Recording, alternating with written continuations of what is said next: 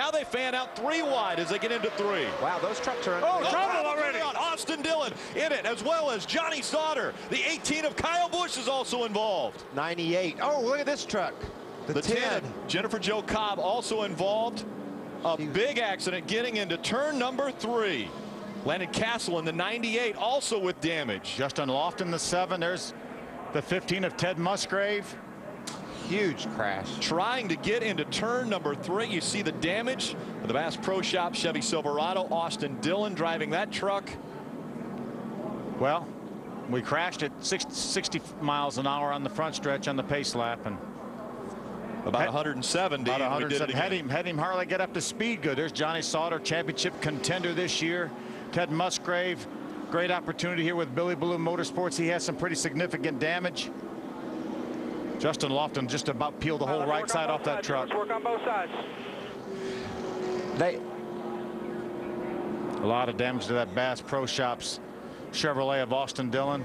There's Jennifer Jo Cobb. Jennifer Jo Cobb in that number 10 truck they purchased from Circle Bar Racing. Serious suspension problems on the right front with that truck.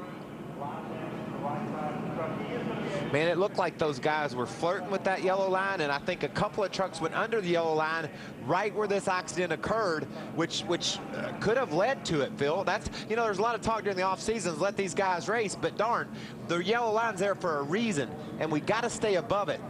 Ray, what are they having to do to the 18? Well, they're working on the right front fender there, Rick, but Kyle said he didn't feel like it had any problem with the steering. They just got a big fender rub, so they're trying to get their clearances there and figure out what all they're going to need to get those parts and pieces. You see some very loose sheet metal right there. They may have to get some bear bond on that, but they think there's no damage to the suspension underneath that hell of a good number 18. So a lot of work taking place on pit road right now.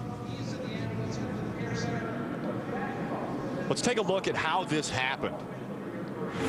First of all, they're 3 wide. They get 3 wide here on the back straightaway. You can see the 51 truck. The 55, Amirolla gets a run on Austin Dillon. Austin starts to kind of come over a little bit to block him. They touch, and then Austin starts wiggling, and then he catches Johnny Sauter up against the wall. Kyle Busch comes along. The 15 of Ted Musgrave with nowhere to go.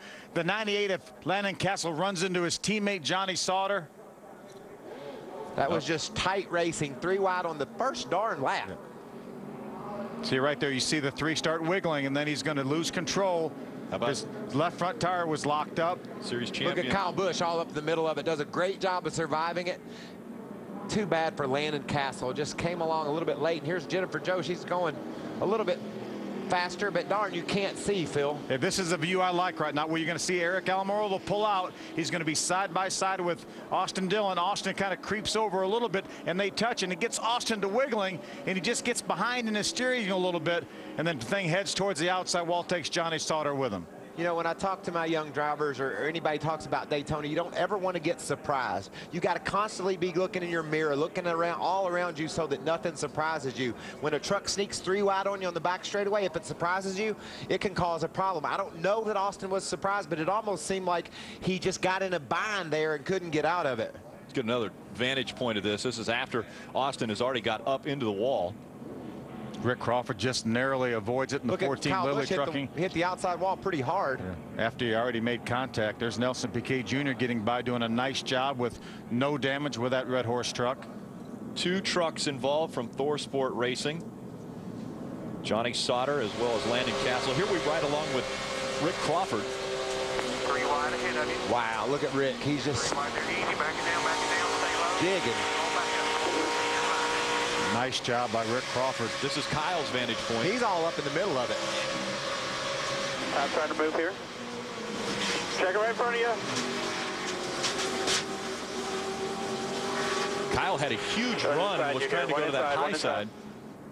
There's Johnny Sauter. Extremely disappointed. Really looks like maybe a championship contender this year, as strong as he finished last season, and not going to be a great start for the year. Got all the fluid running out of the front of Landon Castle's truck. They'll have to take that back behind the wall, I suspect, Phil, and try to maybe put an oil cooler on it, radiator. You see these guys are going to desperately do whatever they have to do to get trucks repaired and back on the road. They know if we wrecked on the first lap, that might not be the last one, right? Yeah, that's David Starr right there. We didn't even realize that he had any damage, but obviously with some left side damage to that Zachary Toyota. Yeah, because he just went a lap down sitting on pit road while they're working on it. There goes the 98 truck of Landon Castle into the garage. Whether they try to repair it or just call it a night, it's too early to tell. Remember, Kyle Busch was disappointed with his qualifying effort, and this is why. Starting at the back, you can get caught up in some of the problems, and that's exactly what has happened to Kyle Busch, as well as about 8 other trucks. We'll be back. Let's look back at the people involved in this most recent incident. It started with Austin Dillon there, Rick. Eric Amirolla made a move under him. And Phil, they tell you in the driver's meeting, if you go below the yellow line to pass, you may be penalized. If you block someone below the yellow line, then you may be penalized. And this is a case where when Eric Amirolla started by Austin Dillon. Let's look at it. Let's look at it and show it right here. And you'll see when when Eric starts by Austin, there's room there for his truck.